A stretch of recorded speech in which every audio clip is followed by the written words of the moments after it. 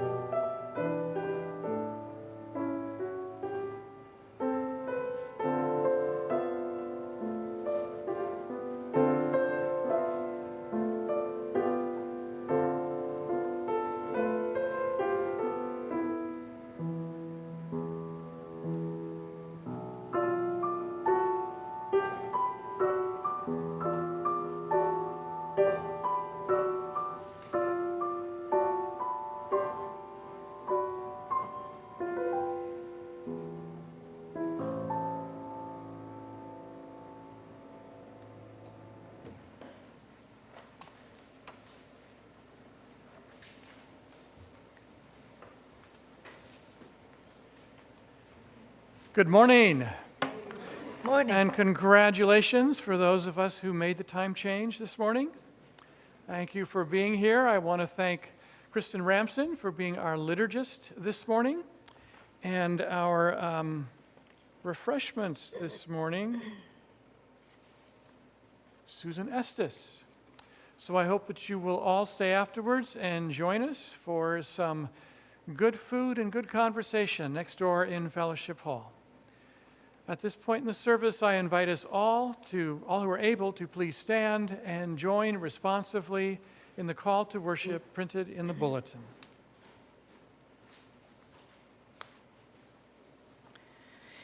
Inside this clay jug, there are canyons and pine mountains. And the maker of canyons and pine mountains. All 7 oceans are inside, and hundreds of millions of stars.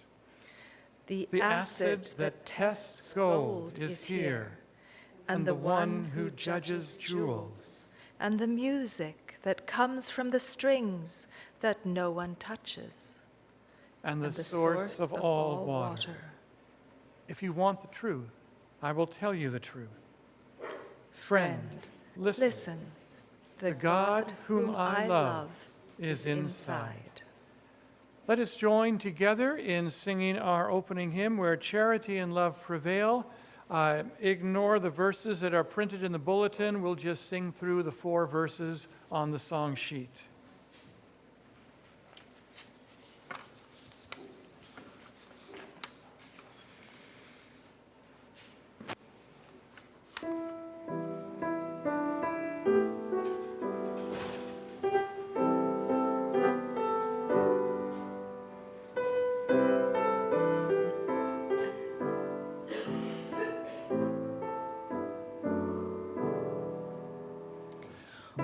Charity and love prevail, there God is ever found, brought here together by Christ's love, by love are we thus bound.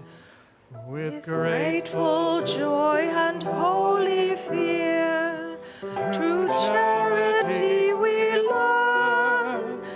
Let us with heart and mind and strength now love Christ in return. Forgive we now each other's faults, as we our faults confess, and let us love each other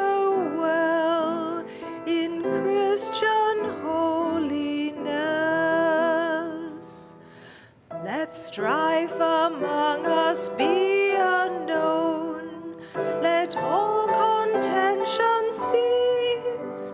Be Christ the glory that we seek.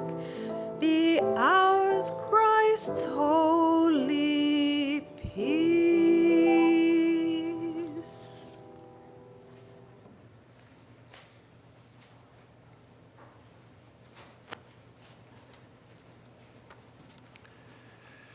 At this point in the service, I invite us all to join together in a few moments of silent meditation and prayer.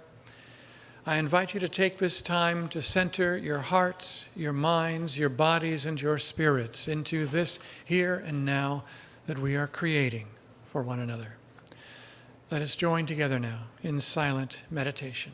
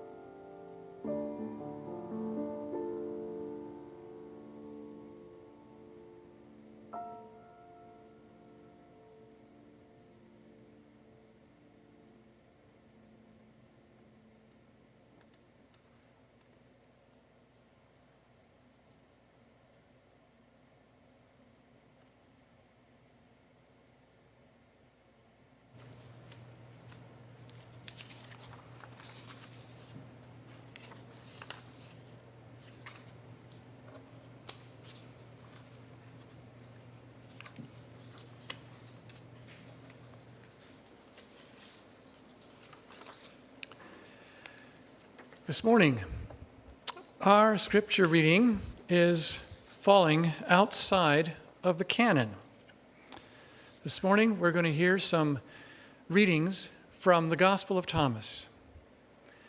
The Gospel of Thomas was only recently discovered, less than a century ago, in 1945 in Nag Hammadi, Egypt. It's written in Coptic, but scholars believe that originally the Gospel of Thomas was written in Greek. So what we have with the Gospel of Thomas that we're going to hear today in English is a translation of the Greek Gospel of Thomas. Now, we're not sure when this Gospel of Thomas was composed. Like most of the canonical Gospels, we think that the Gospel of Thomas has historical layers, and it was not just written by one person at one setting, but is a compilation of early material and later material. And some scholars believe that an early version of the Gospel of Thomas may have been written in the middle of the 1st century CE, which would make it earlier than the Gospel of Mark, the earliest gospel in our canon.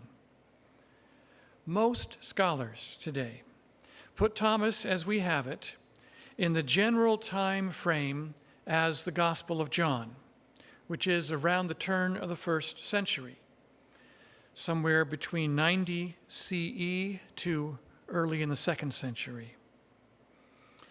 One of the interesting things about the Gospel of Thomas is that it is a sayings gospel. It doesn't have any kind of overall narrative framework like the Gospels in the Bible that we're familiar with. Now, approximately half, of the Gospel of Thomas is very similar to sayings that we find in Mark, Matthew, and Luke. The other half is unique. And for this morning, I chose to have the unique and less familiar sayings read. We're going to hear 6 sayings from the Gospel of Thomas. Each saying will begin with the phrase, Jesus said, so you can kind of keep track of where we are as we go along. Most of these are short 2-sentence sayings. Now, some people find these sayings startling. Some find them confusing. Some find them thought-provoking and helpful. I think it may help for us to think of these sayings as something that is akin to Buddhist koans. You know what a Buddhist koan is? I know some of you do. Yeah. A koan is a paradoxical anecdote or riddle used to reveal the inadequacy of logical reasoning and to provoke enlightenment. And Alan Watts described this process of learning through the koans or working with koans as, quote, going down into one's own inner secret place and asking there for a direct encounter with the world, independent of convention. One example of a Buddhist koan would be, without thinking of good and evil, show me your original face before your mother and father were born. So with that as a brief introduction, let's take a listen to 6 sayings from the Gospel of Thomas.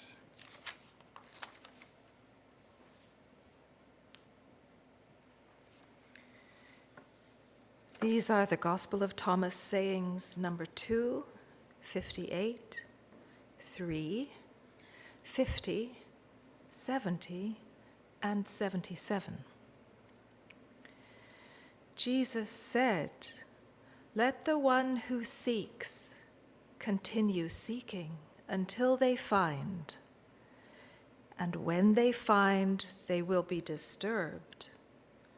And once they are disturbed, they will marvel and will rule as a sovereign over the all.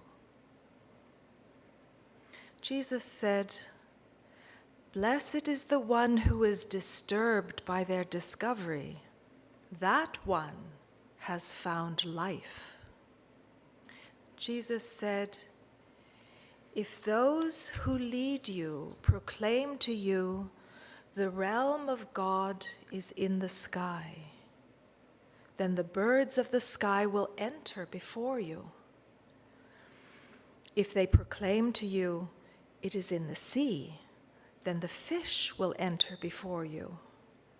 Rather, the realm of God is within you and outside of you. When you come to know yourselves, then you will be known, and you will realize that you are the children of the living God.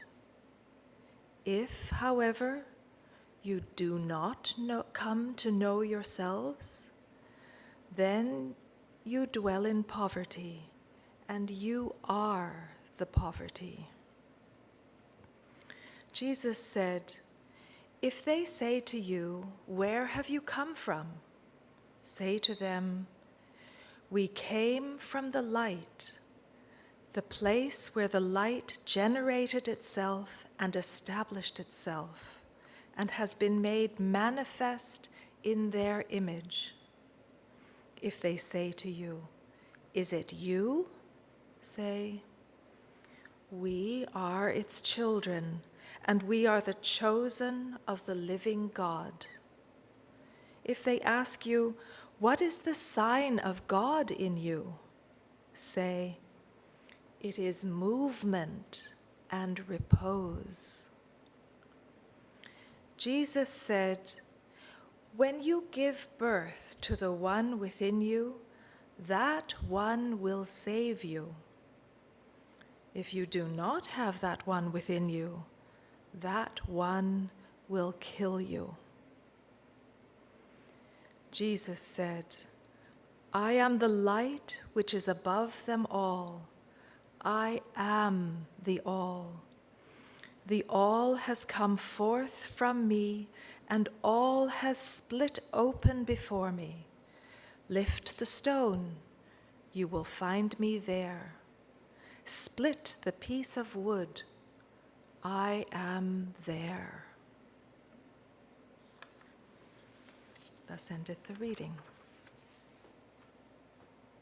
Let us join in singing Shadow and Substance, one of the bulletin inserts this morning.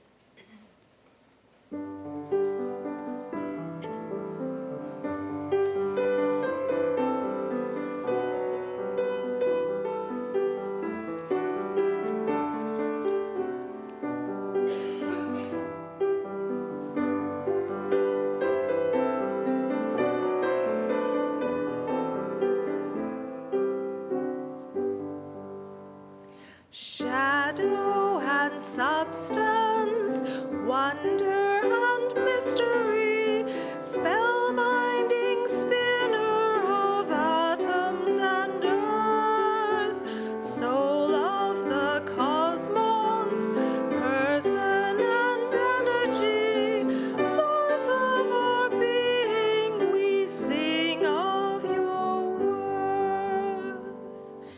We are your image, formed in community, sisters and brothers of Adam and Eve. You gave us color, custom, and history. Teach us to honor what others receive. Naming the nameless, spirit of unity, scanning the heavens for signs of your care.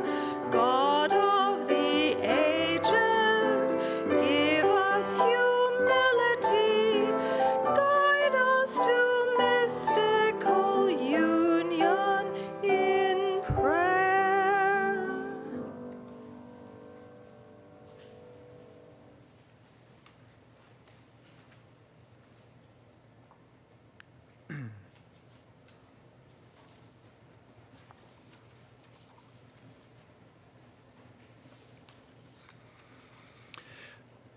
The Gospel of Thomas begins with the words, "These are the hidden or the secret sayings that the living Jesus spoke, and Judas, Thomas the twin, recorded." Now, some people find problems with the whole Gospel of Thomas just because of that opening line. I've heard people say, well, Jesus never taught in secret. Jesus taught openly.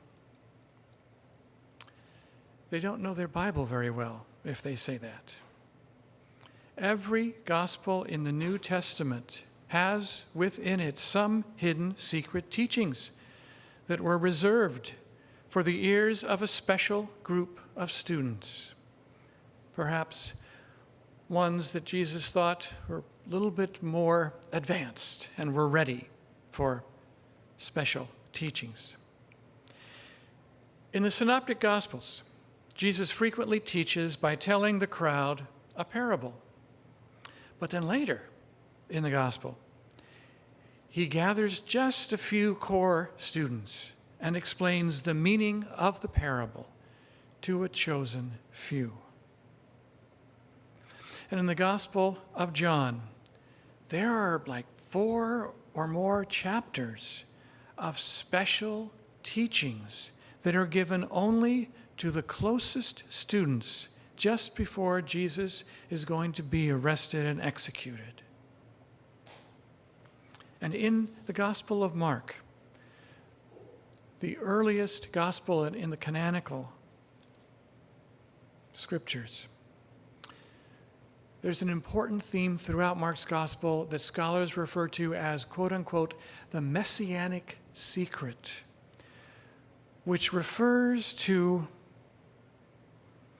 what events that happened in Jesus' ministry when he would heal or help someone, and then that person that was healed or helped would proclaim Jesus to be the longed-for Messiah. And Jesus immediately commands that person to tell no one. Keep it a secret. The whole Gospel of Mark is kind of built on that messianic secret. Now, when the Gospel of Thomas begins with hidden or quote-unquote secret teachings, I do wonder what that is about in this context with Thomas. Secret because it could be misunderstood, because maybe not everybody is ready or prepared for the teaching. Secret because you need to learn the basics first before you learn the more challenging teachings and techniques. One of the modern-day scholars who's done a lot of thinking and writing about the Gospel of Thomas is Elaine Pagels, and I'm indebted to her work this morning in what I'm sharing, a book that she published several years back titled Beyond Belief. It's a wonderful resource if you're interested in learning more about the Gospel of Thomas. But Pagels points out that just because you've got the Gospel of Thomas with a lot of sayings that are so different from what we're familiar with, doesn't mean that the Gospel of Thomas wasn't written to replace the Gospels, but rather it assumes Matthew, Mark, Luke, maybe even John, and it's giving additional teachings. Not teachings to replace the canonical Gospels. Now, this find of the Gospel of Thomas in 1945 has been incredibly significant to scholarship. Scholars had often hypothesized that Luke and Matthew were based on an earlier, more primitive gospel that was just sayings by Jesus. And it was called the Q Gospel. Q for the German word Quell, which means source. And these were German scholars that came up with this idea originally. And other scholars said, well, that's ridiculous. We've never seen a gospel of sayings. That there wasn't anything like that. And in 1945, we find one just like that from the early times. So it's interesting that it supported a hypothesis that scholars had before they had any proof that there was a sayings gospel.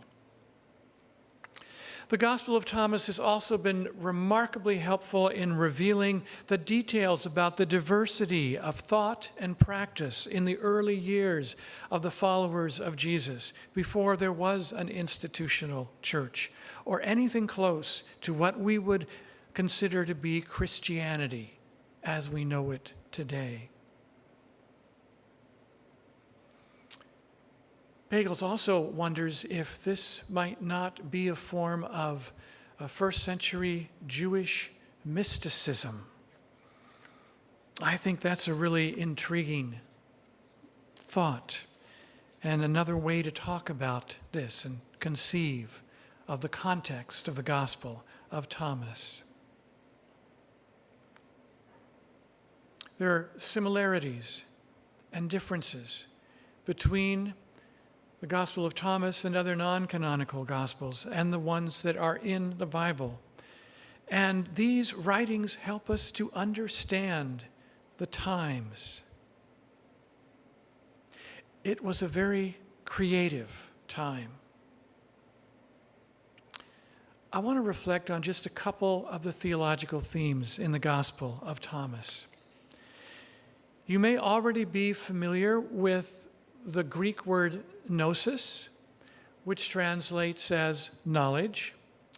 And some of these texts are considered by scholars to be Gnostic, which is a term that, in my opinion, and I'm not alone, I'm just agreeing with Karen King and other scholars, who say that the term Gnostic and Gnosticism obscure more than they reveal.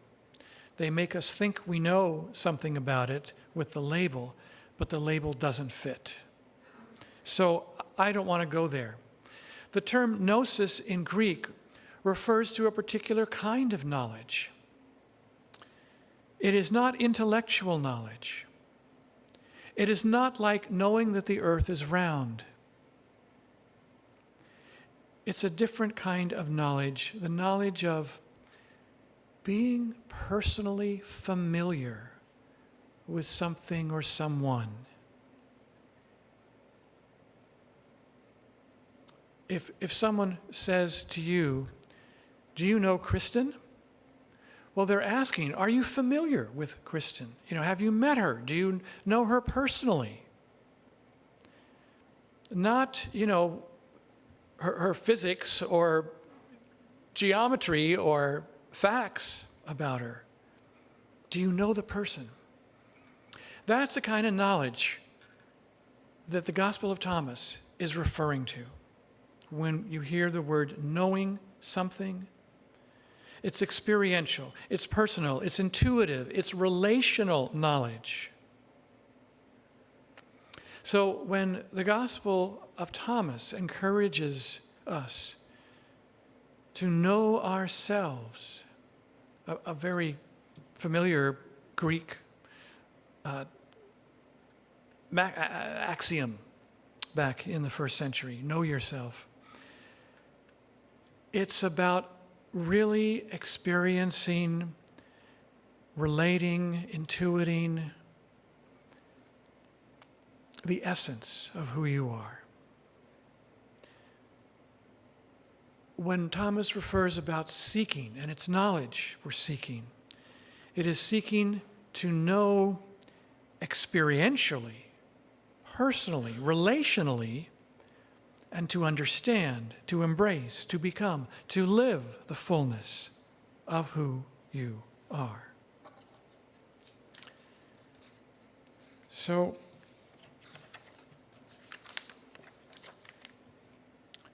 when I hear sayings like the first one we heard this morning, let the one who seeks continue seeking until they find. And when they find, they will be disturbed. And once they are disturbed, they will marvel, and they will rule as a sovereign over the all.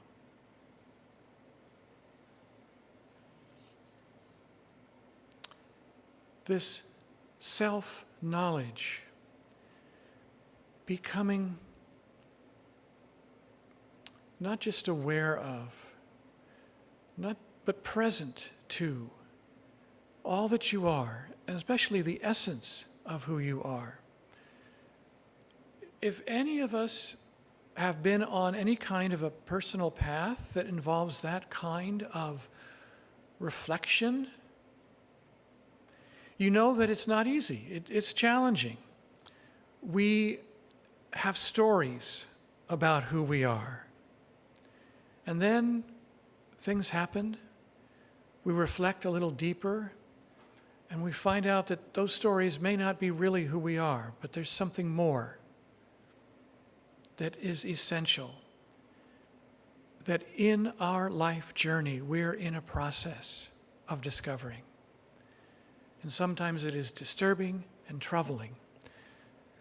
But when we stay with it, we get to that point of insight and just marveling, this experience of awe, which I think is what Thomas is talking about. And when he ends that phrase with ruling over all, ruling over the all, I don't think it's ruling in the sense of controlling and being authoritarian. I think it's a sense that once you know yourself and your essence, no one else can rule over you because you know yourself. You know who you are. I think that's a wonderful thought. You know, something else that is very interesting and I think helpful about the Gospel of Thomas is that the Gospel of Thomas, like another gospel that I'm going to refer to, is not about endings. It's about the beginning. In the first century, it was a very violent and traumatic time, especially for Jewish people, especially for the Jewish followers of Jesus in Palestine, when in 70 the temple was burned and destroyed. Many Jews, including followers of Jesus, were killed. They fled for their lives. They left Jerusalem. Very traumatic. And there was all this talk about an apocalypse, that this was the beginning of the end times, but that in these end times, God is going to make it right, judge the people that are bad, the people that have hurt us, and redeem those of us who are hurting. The Gospel of Thomas doesn't go there. It says what's important is not the ending, it's the beginning. And Thomas and the Gospel of John have this in common. Thomas, like the Joanne community, were focused on the beginning of creation as the most significant theological foundation for restoration, for becoming who we were meant to become. And they looked to Genesis, which in this era was a very popular interest amongst many folks of differing views. Let me just remind you of how the Genesis story goes without reading the whole thing. It begins when God began to create heaven and earth. And the earth then was welter and waste and darkness over the deep, and God's breath hovering over the waters. God said, "Let there be light." And there was light. And God saw the light, that it was good. And God divided the light from the darkness, and God called the night day, and God called the light day, And the darkness God called night. And it was evening, and it was morning, the first day. And what happens after that? God's going to create other things. But it's not going to be until the beginning of the fourth day that God creates the sun and the moon. So what kind of light was it that God created? First, on the first day, what kind of light was it that shone for 3 days before there was a sun and a moon? Folks wondered about that. Some of them could only conclude that this light, the first thing of creation, is an image and a symbol of the glorious shining of God.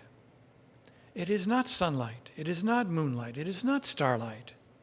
It's something more mysterious, something more elemental, something much more transcendent. Thomas 50 says, if they say to you, where have you come from? Say to them, we come from the light, the place where the light generated itself and established itself and has been made in their image. Now, that's a very interesting way for the Gospel of Thomas to phrase it. The image of God in Genesis 1 is not of a supernatural being, but of a supernatural light, energy spontaneously generating itself through a breath hovering and a voice forming thought and using language. Could this be a primordial, universal consciousness? I want to talk to you, Rich, about that after the service. Later, on the sixth day, God creates all sorts of living creatures and then finishes the day with, and God said, let us make a human in our image, by our likeness, to hold sway over the fish of the sea and the fowl of the skies and the cattle and the wild beasts and all the crawling things that crawl upon the earth. And God created the human in God's image. In the image of God, the human was created.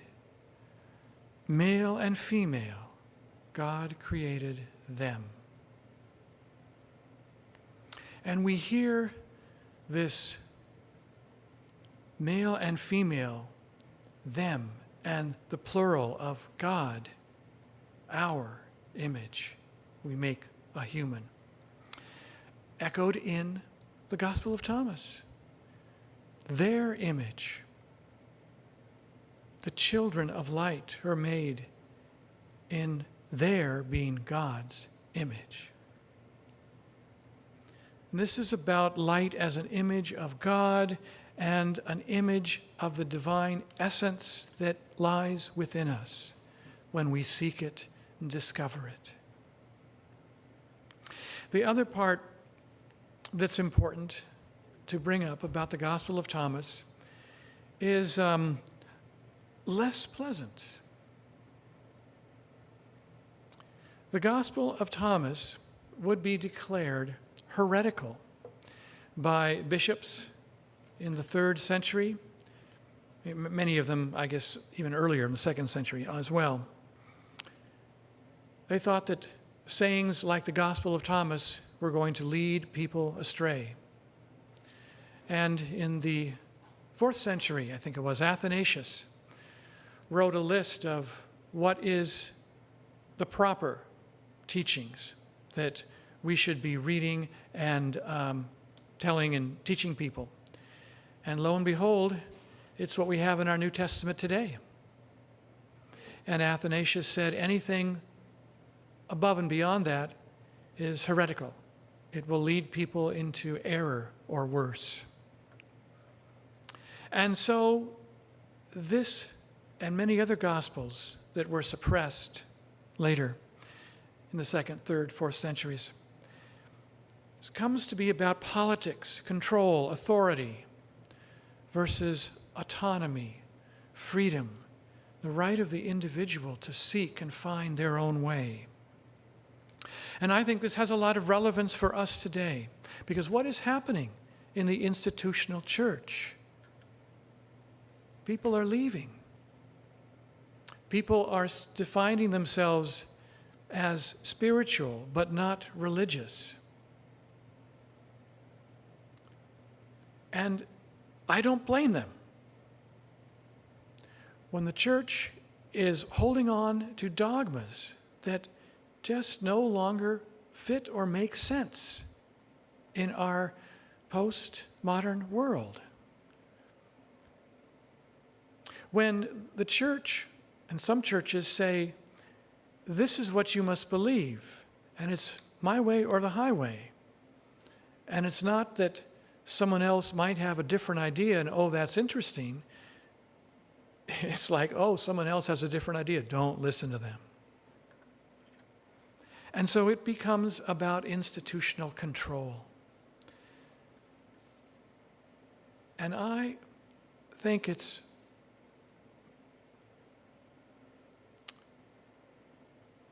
a diminishment of who we are as a spiritual community to become authoritarian and dogmatic and stop welcoming new ideas, no matter how strange they may seem.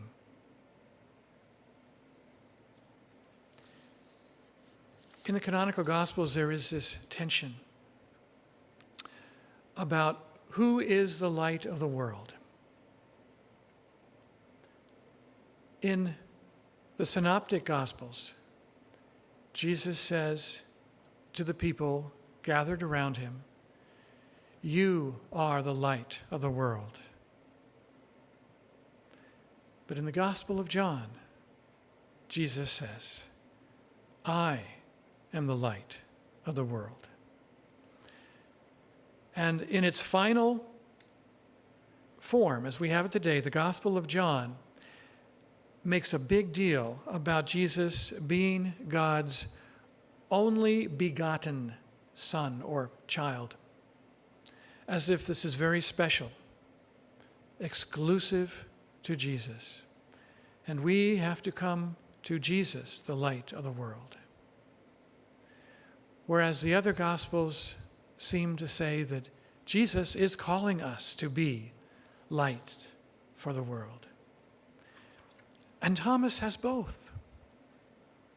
Thomas has Jesus saying that he is the light of the world, but not in an exclusive way, in a way that encourages those who are following Jesus to discover that they too are children of light, meant to shine.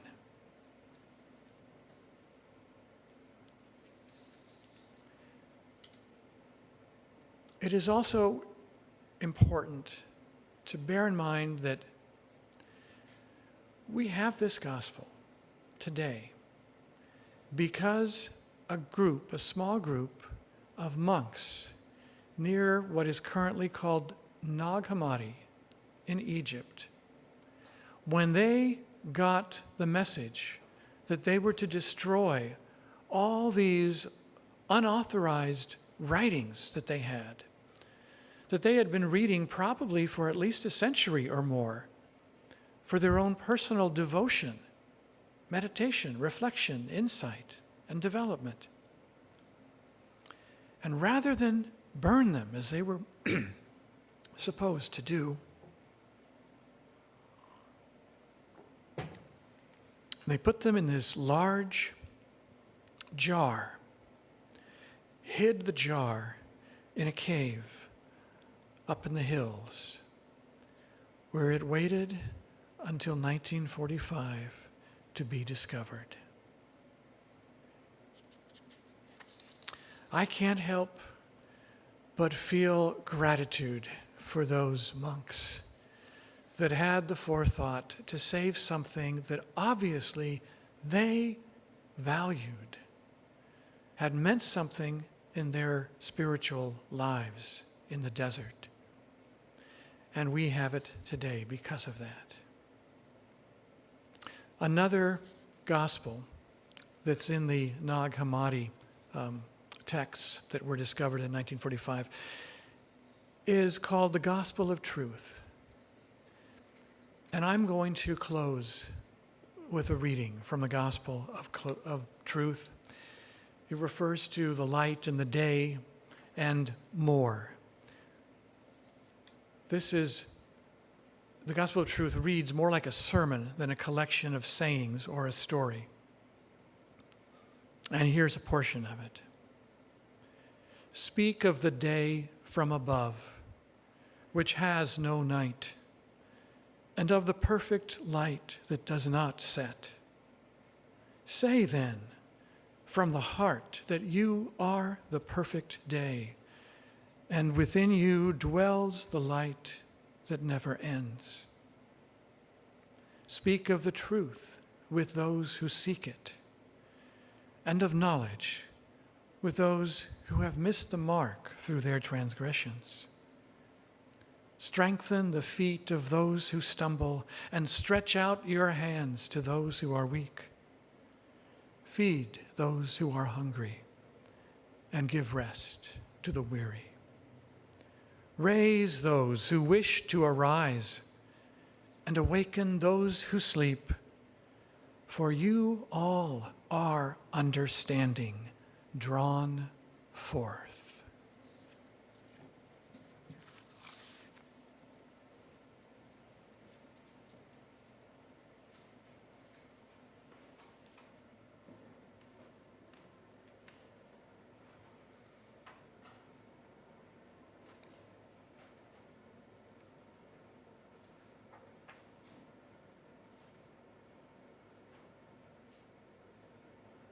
May we draw forth what we can and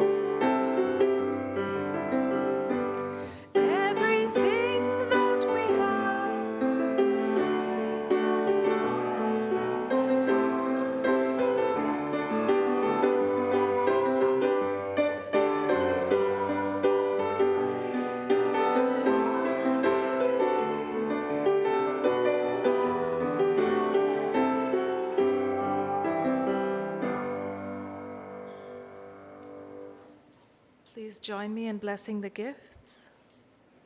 O God, through the offering of these gifts, may we become a more open people, open-minded in hearing your word and wisdom, open-hearted in healing a broken world, open-handed in heeding your call for charity and enacted love.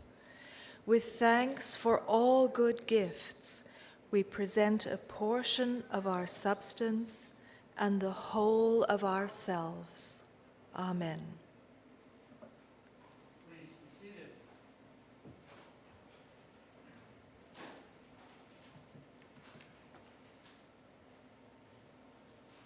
At this point in the service, I invite us all into a time of sharing our joys and our concerns with the community. If there's anything you'd like to share, please get my attention. I'll bring the microphone to you. And if there's any way in which we might respond in solidarity with your sharing, let us know by ending with a phrase that we can repeat. Thanks be to God. God hear our prayers. Blessed be, whatever. Is there anything folks have to share this morning? Jen. I just wanted to say thank you, Rick, for such an amazing message. I really think it was so wonderful, and I'm so grateful, and I'm sure we all are. So I'd like to say thanks be to God that we have you as our pastor. Thanks be to God.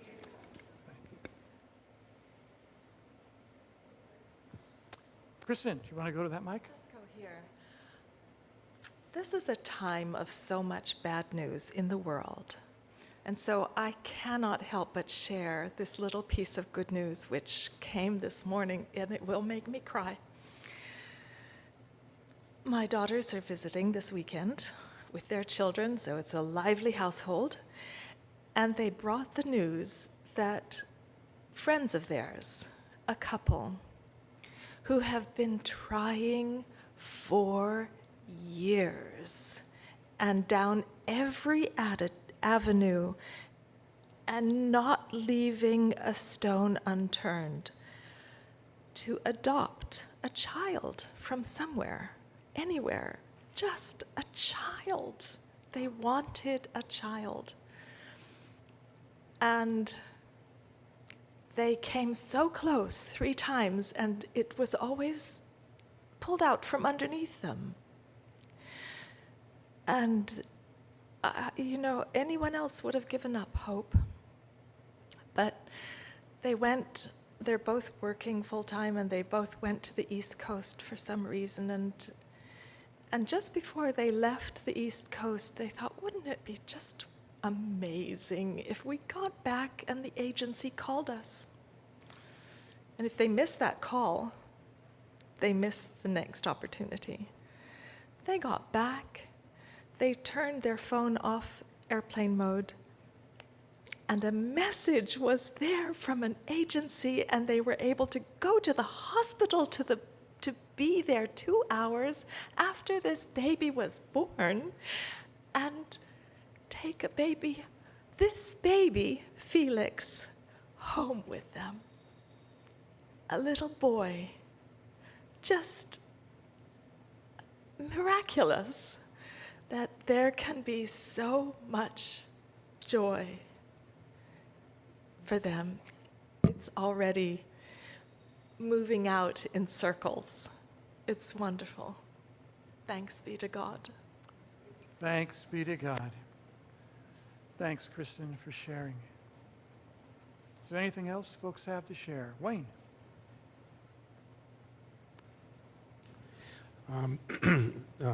We have a good friend and neighbor who is about our age, and his 56-year-old son left on his own terms. And we really feel very heartfelt for them, and also that they're the survivors, that they might need some assistance as well. So our prayers are with them. Thanks be to God. Okay. Thanks be to God.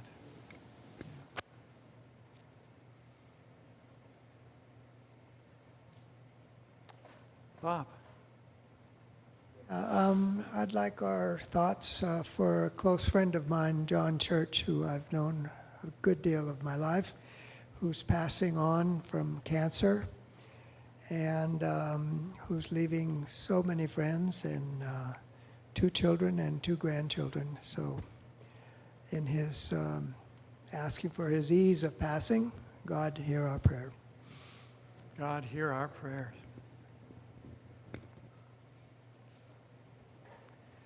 If there's nothing else that folks wish to share at this point, I invite us all into a brief moment of silent prayer.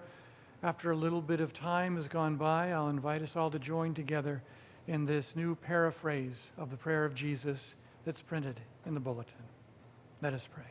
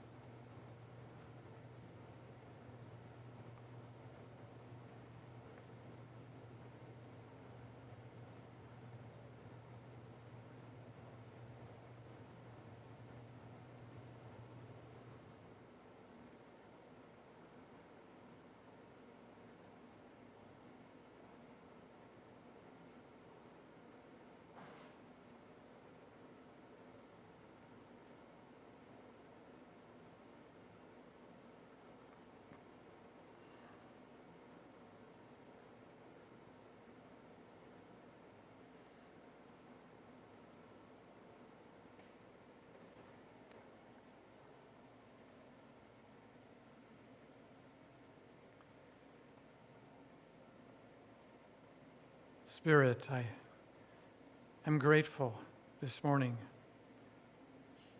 for this community that encourages people to seek,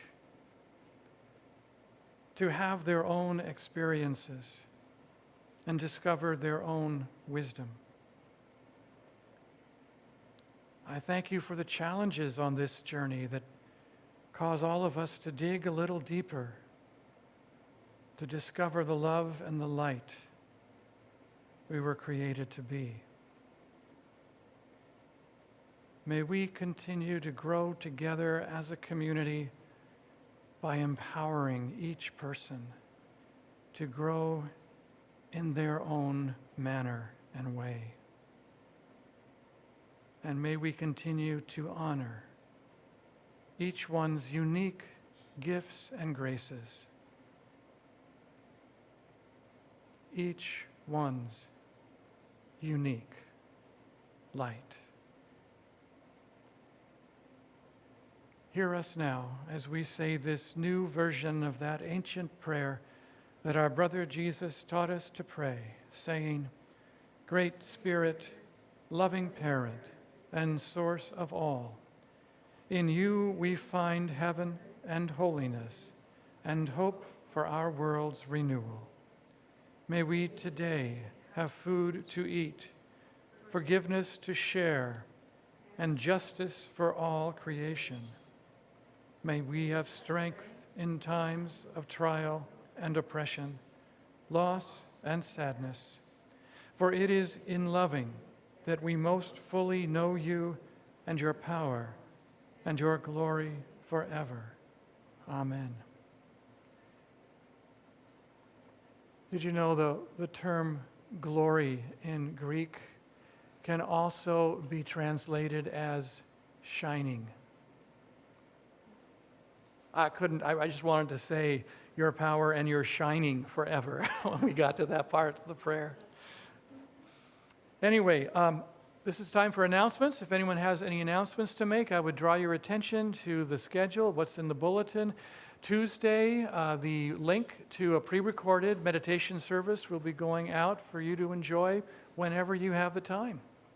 And on Thursday at 1:30 via Zoom, we have our book discussion group, Why the Bible Began. So look forward to seeing you all there.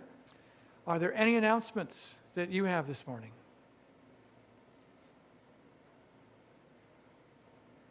So, one more announcement.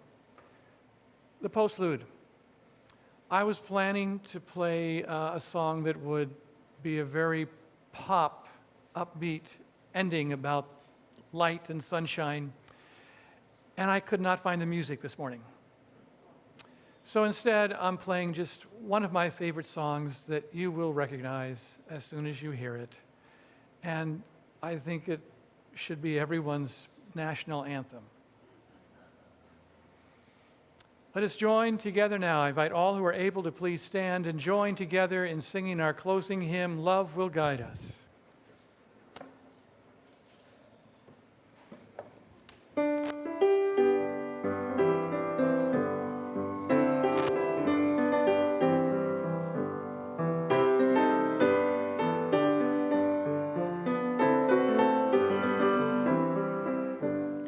Love will guide us. Peace has tried us. Hope inside us will lead the way on the road from greed to giving. Love will guide us through the hard night. If you cannot sing like angels, if you cannot speak before thousands, you can give from deep within you. You can change the world with your love. Love will guide us. Peace has tried us. Hope inside us will lead the way on the road from greed to giving. Love will guide us through the hard night.